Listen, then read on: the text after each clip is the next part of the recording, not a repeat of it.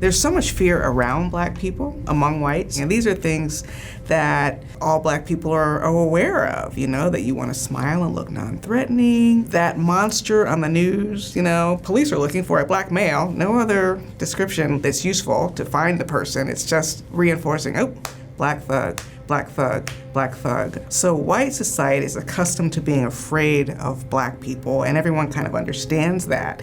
But I think what's not as well understood is how afraid we are, because we're the ones who are actually outnumbered and literally sometimes surrounded. There has been this long history of feeling not only that you are unwanted, which is hard enough on human nature, but that there's active hostility toward you, that you and your children may not be safe. So when I saw that opening in Get Out, I could totally relate. I mean, it's just like the director Ernest Dickerson said, we've all been there. We've all felt that spotlight on us. I think that it's really brilliant that Jordan Peele used that as a jumping off point for Get Out, because it's proclaiming his theme, you know, rich, small.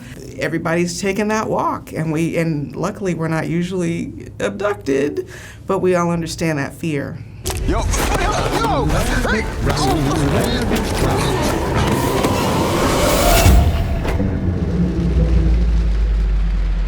Well, the Sunken Place has many meanings. Jordan Peele has addressed that he's a little disappointed. He kind of even fed into this idea that the Sunken Place means that you're just assimilated and kind of an Uncle Tom.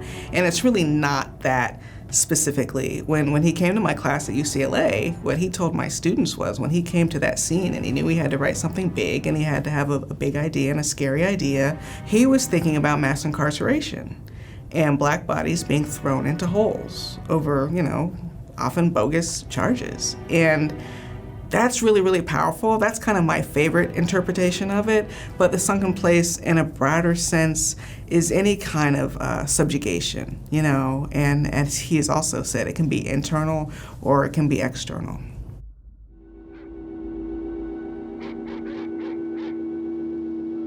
When I think of that ending of Night of the Living Dead, and that ending of course stands out, and it would be a tragic ending even if it were a white protagonist. It would still be, you've been stripped of your identity, you've been stripped of your personhood, reduced to or mistaken for one of these ghouls and put on the pile.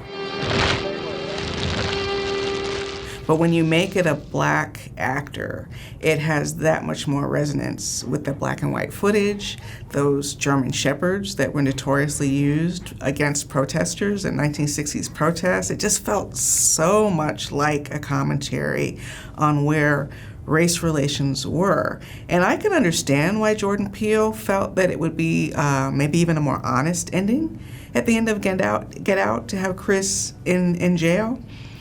But I'm glad he went the other way with it, because while it's honest, and frankly, he could have completely recreated the ending of Night of the Living Dead, and Chris is mistaken for one of the monsters and shot down on the road, and I really feel like that's the most real. I mean, if a police car shows up and sees that guy strangling a white woman on the road, he's going down, right? He's going down. I can see the interplay between the two films now that he mentions it, but I'm really glad that he decided to turn it in a different direction and give us a little bit more hopefulness, give us that much needed breath of humor, because it's such a tense film and we're rooting so much for Chris that, yeah, for him to even just end up in prison would have been like, oh no, not another one. I mean, I told you not to go in that house.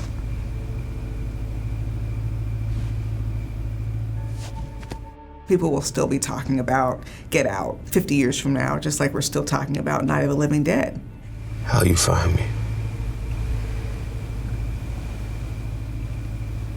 I'm T.S. motherfucking A.